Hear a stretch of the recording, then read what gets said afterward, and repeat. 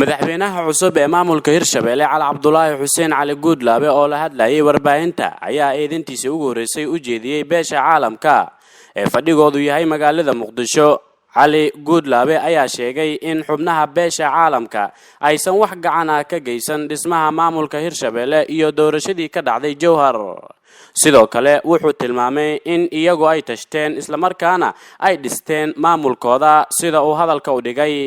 beesha caalamka wax gacan ah ay nagu siiyeen ma jirto dhismaha Hirshabelle, aniguna waan tashanay ayuu yiri madaxweyne Cali Guudlaabe.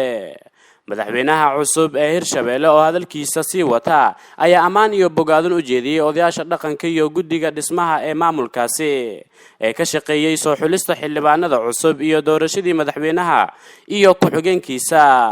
ugu dambeyn wuxuu ugu baaqay shacabka qaybihiisa kala duwan inay la shaqeeyaan maamulkiisa si loo horumariyo gobolada Hiiraan iyo Shabeellaha Dhexe.